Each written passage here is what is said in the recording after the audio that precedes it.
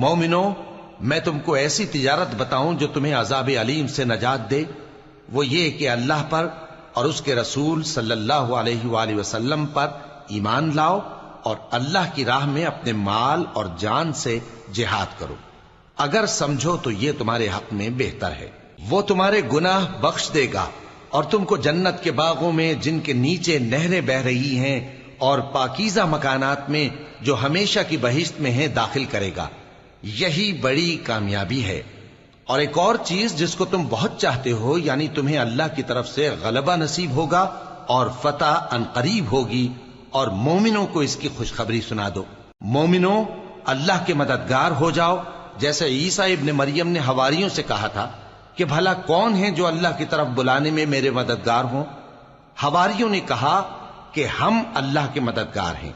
سو بنی اسرائیل میں سے ایک گروہ تو ایمان لے آیا،